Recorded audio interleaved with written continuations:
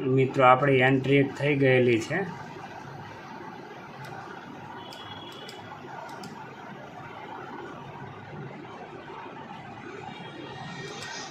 કારણ કે આજે રજિસ્ટ્રેશન છે 100નું.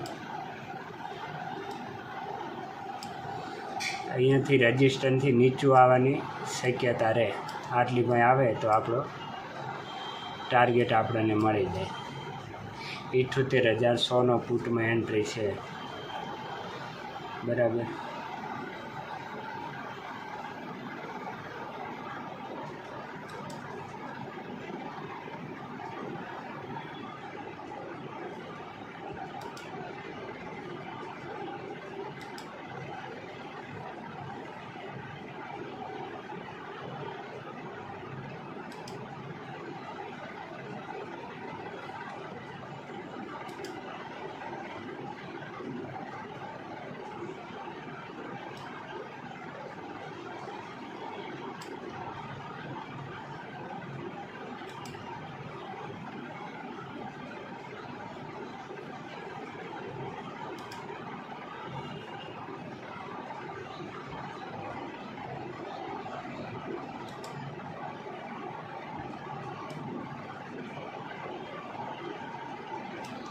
આ એસએલ છે 516નો અને ટાર્ગેટ છે 1003નું. બરાબર.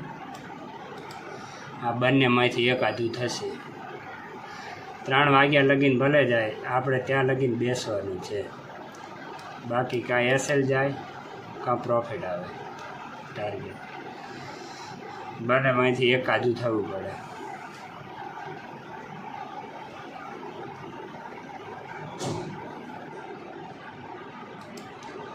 આપણે છે ને એક અહીંયા કને સપોર્ટ લેશે, એટલે આને તોડે ને તો પડવાની શક્યતા વધારે છે. આટલી ભાઈ આવી જાય.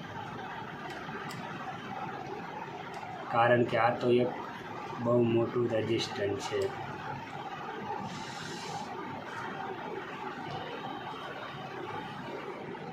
અને માર્કેટ છે ને એકદમ ચોકી સાઇડવેજ છે.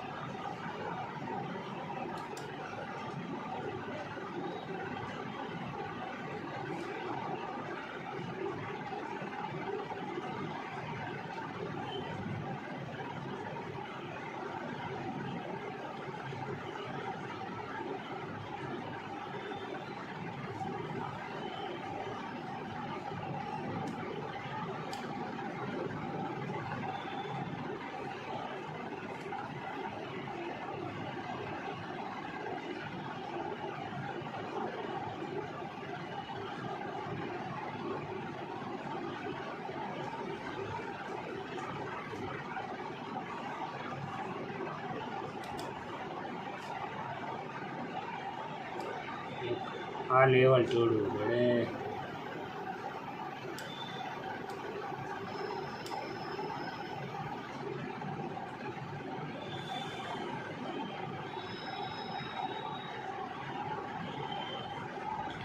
સ્ટ્રોંગ એક કેન્ડલ આવી જાય.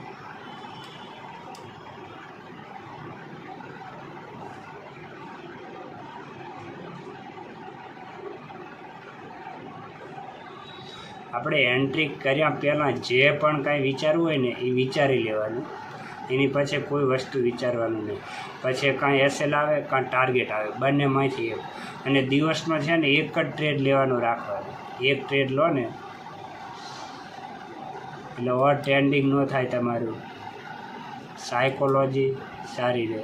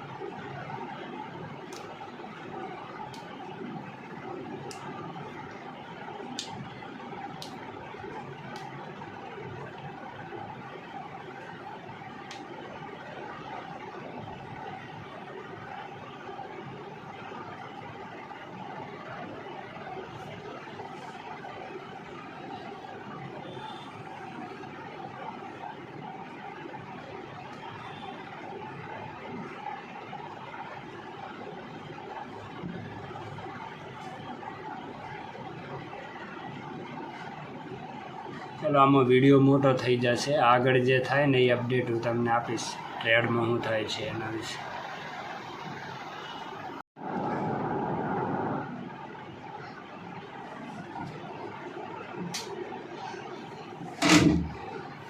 ચાલો મિત્રો, આપણો ટાર્ગેટ હિટ થઈ ગયું છે, બરાબર.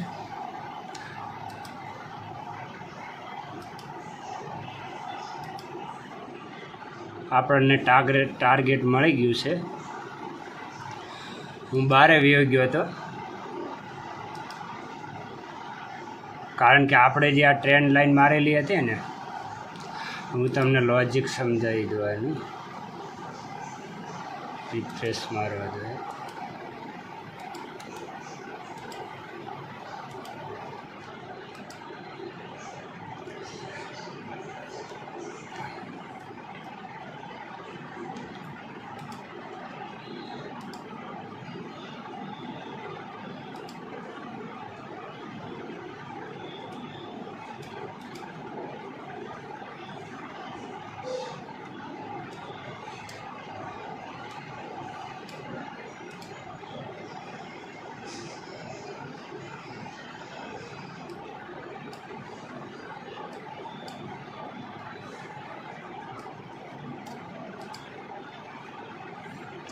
હવે ટ્રેડ લેવાનું હું તમને રીઝન સમજાવું, કારણ કે તમે આગળ જશો ને એટલે ખ્યાલ આવશે. આ મોટો ચાર્ટ કરીને જોઈએ ને આપણે, હાલો 1 કલાકનો, એટલે આ જે છે ને એક સ્ટ્રોંગ રજિસ્ટન્સ છે. કારણ કે આગળ જ્યારે આવેલું છે ને ત્યારે અહીંયાથી સેલર આવેલા છે, એક્ટિવ થયેલા છે.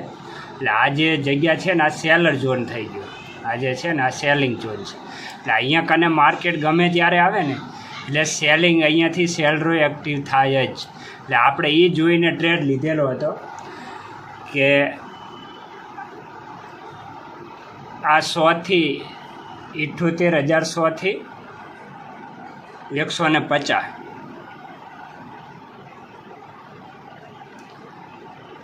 એટલા આજુબાજુ સેલિંગ આવશે ખરા, બરાબર. આ જે છે ને એક આ સપોર્ટ ઝોન છે અને એની ઉપરનો આ એક સપોર્ટ ઝોન હતો. એટલે આપણે આગળનું જે થયેલું છે ને એના આધારિત ટ્રેડ, એટલે તમે જે ટ્રેડ લો ને એનું કંઈક લોજિક હોવું જોઈએ કે હું શાના કારણે આ ટ્રેડ લઉં છું, તો જ તમને માર્કેટમાં આગળ ખ્યાલ આવે, બરાબર. આપણે 50 પોઈન્ટ લેવાના હતા અને 26 પોઈન્ટનો એસએલ હતો, બરાબર. એટલે આની અંદર જે છે ને કાલે આપણો સ્ટોપ લોસ હિટ થયેલો હતો, બરાબર. એટલે આપણે જે 26 પોઈન્ટ નીચે એસએલ આપવાના છે ને, તો અમે ટાર્ગેટ લેવાનું ડબલ જ રાખવાનું, તો જ તમે આગળ માર્કેટમાં કામ કરી શકો. કારણ કે આપણે જે એન્ટ્રી બની ને, આ એન્ટ્રી બની, બરાબર. અહીંયા એન્ટ્રી બની 427, બરાબર. અને આપણો આ એસએલ હતો 458, બરાબર. અને ટાર્ગેટ હતું આપણું 477, બરાબર. એટલે આપણી જ્યાં એન્ટ્રી થઈ ને, આ કેન્ડલમાં એન્ટ્રી થઈ આપણી, બરાબર. અહીંયા કને આ એન્ટ્રી થયેલી છે. એન્ટ્રી થઈને થોડું નીચું આવી ખરી, આપણા એસએલને ખાલી 2 પોઈન્ટ બાકી રહ્યા. પણ ત્યાંથી આપણને ખ્યાલ જ કે આર્યું જે રજિસ્ટન્સ છે ને કે આટલી ભાઈ આવશે, બરાબર. આ 150 પાર કરે તો આપણો એસએલ હિટ જવાનો હતો. બાકી અહીંયાથી તો સેલિંગ ઝોન છે જ, સેલિંગ ઝોન છે એટલે અહીંયા કાન આવવાનો હતો. અને એક અહીંયાથી આ ટ્રેન્ડ લાઈન એક બનતી હતી, બરાબર. આ જે ટ્રેન્ડ લાઈન આ બની ને એને જો બ્રેક કરે ને તો અહીંયાથી નીચે આવવાનું તો મને ખ્યાલ જ હતો, બરાબર. પણ એક હંમેશા આ આપણું જે ટાર્ગેટ છે ને એની ઉપર જ જતો રહ્યો, બરાબર. પણ આપણને દિવસની અંદર એક ટ્રેડ લેવાનું રાખવાનું, અને જે કાંઈ બને ને કાં એસએલ આવે કાં આવે પ્રોફિટ, બંનેમાંથી એક આજુ થવાનું છે. અને ડર ન લાગે તમને, એસએલ મૂકશો તો ડર નહીં લાગે તમને. આ એની ઉપર ગયા. હવે માર્કેટ ગમે ત્યાં જાય ને એ આપણે નહીં જોવાનું, વારંવાર ટ્રેડ નહીં કરવાનો, એક ટ્રેડ કરવાનો દિવસનો, કાં એસએલ જાય કાં આપણને પ્રોફિટ મળે, બંનેમાંથી એક વસ્તુ થાય. પણ જ્યારે ટ્રેડ લઈએ ને ત્યારે બહુ વિચારી લેવાનું કે હું શાના લીધે હું ટ્રેડ લઉં છું, એનું રીઝન શું છે, તો જ તમે આગળ આની અંદર ગ્રો કરી શકો. બાકી આ વસ્તુ છે ને બહુ અઘરું છે. કાલે આપણે એસએલ ગયો હતો, બરાબર. 500 રૂપિયાનો, તો આપણે મૂકી દીધો હતો બરાબર. પછી કોઈ વસ્તુ કરાય જ નહીં એની અંદર.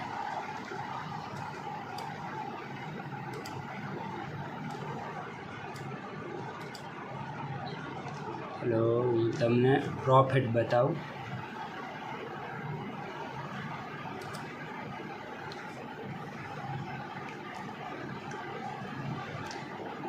કારણ કે થોડું નીચું છે. 1000નું આપણું હતું એટલે આ ગણો 991 રૂપિયા આપણો વેચાઈ ગયો બરાબર. ઓકે, પ્રોફિટ્સ એક લોટથી ખાલી હું લઉં છું તમને શીખવા માટે કે આ કઈ રીતે થાય. અત્યારે જોવાનું, જોઈને તમે આની અંદર જોશો તમે લાઈવ વિડીયો, તો તમે આની અંદર શીખી શકશો બરાબર. હવે કાલે શનિવાર ને સોમવારે મળશું.